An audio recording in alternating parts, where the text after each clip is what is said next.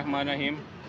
मैं बहसीत प्रेसिडेंट इंसाफ light forum ये पैगाम देना चाहता हूँ अपने मौजूदा हमारी इंतज़ामिया को और ओवरऑल सारे पाकिस्तान को, हमारे वोटर और सपोर्टर्स को भी, कि खान साहब की हदायत पर अब वकला जो हैं वो फ्रंट फुट पे आ गए हैं। वकला को हदायत की जा रही है कि हमने पोलिंग एजेंट्स भी वकला ही मैक्सिमम बैठेंगे और इवन के जो हमारे इलेक्शन एजेंट होंगे हमारे कैंडिडेट्स के, वो भी इंशाल्लाह सारे वकला ही होंगे। हर पोलिंग स्टेशन पे वकला विज़िट खुद करेंगे, पोलिंग एजेंट भी वो बैठे होंगे।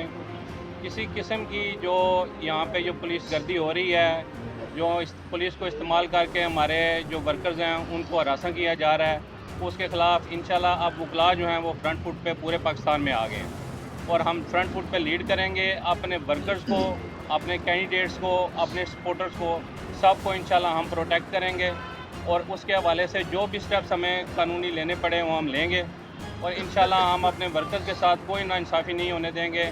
8 फरवरी को हम पूरे पाकिस्तान के हमारे जो PTI के जो वर्कर्स हैं उनके लिए हमारा पैगाम है कि वकला अब आपके सामने है। हम इंशाल्लाह आनी दीवार बन के आपके सामने खड़े होंगे, कोई इंशाल्लाह आपको डिस्टर्ब नहीं करेगा। आप आके अपने वोट कास्ट करें, हम आपके हर हवाले से आपके साथ हैं।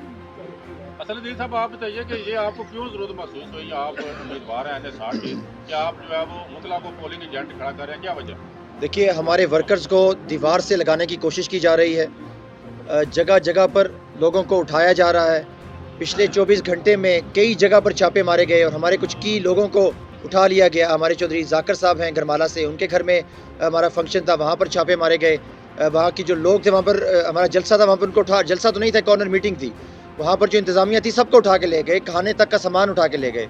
उसके अलावा नदीम सरवर साहब हैं हमारे, एक चेयरमैन साहब के मामू हैं, उनको उठा लिया गया है और उनको धमकियाँ दी जा रही हैं कि जब तक आप मुस्लिम लीग नून के हक़ में नहीं बैठेंगे तो आपको उठा लिया जाएगा।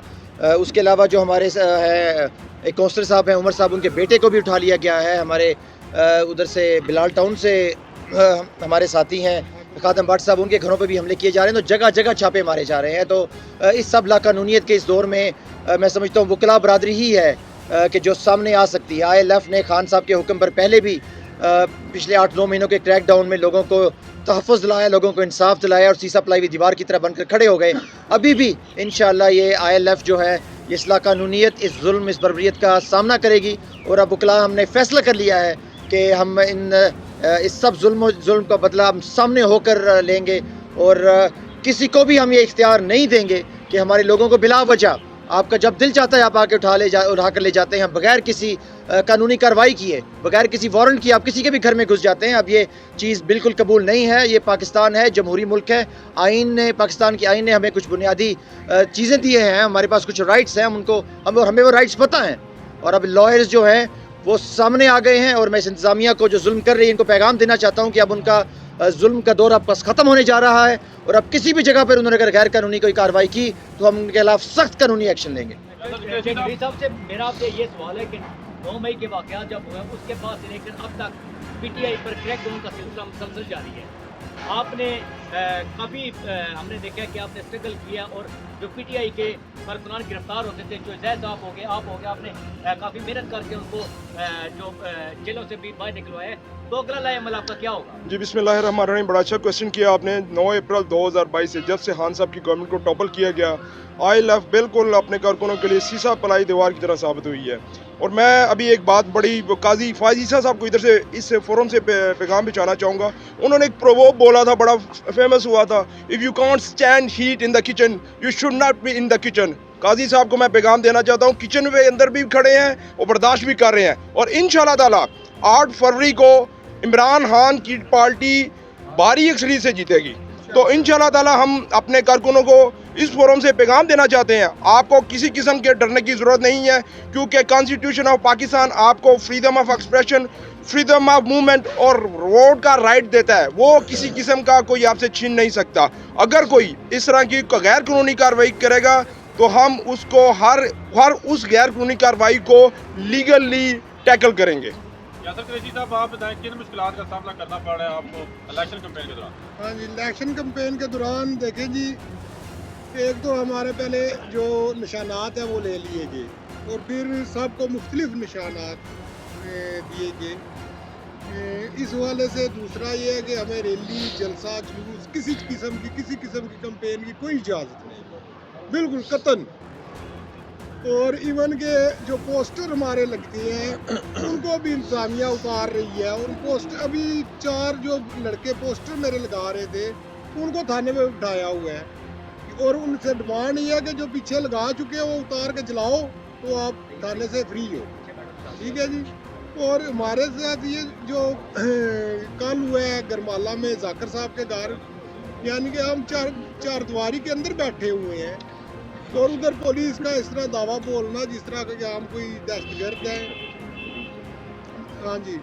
और जो नदीम सरवर साहब जो है इनको भी गिरफ्तार किया हुआ है काला गुजरा थाना में। हम गए हैं उधर, वो थाने में मौजूद है, लेकिन वो कहते हैं जी हमें कोई आर्डर है जी, ठीक है। हमें नहीं समझ लगता कि क्या आर्डर, कोई ना FIR है ना कोई उन्होंने कोई जुर्म किया है और ना एक शरीफ बंदे हैं अपने घर में बैठे हुए हैं, ना किसी जलसे जुलूस में है। रात को पुलिस सब घरों में गई, जितने एक्टिव वर्कर थे सब घरों में गई।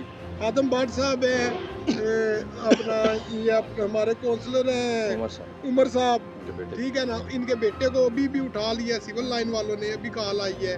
6 बंदे हमारे अभी उठाए हैं बाजार से, ठीक है ना। यानी कि ये इस तरह का इलेक्शन तो मैं तो जिंदगी में पहली बार देख रहा हूँ। असद अजीज साहब क्या पोजीशन देखते हैं आप इतने मुश्किल हालात में?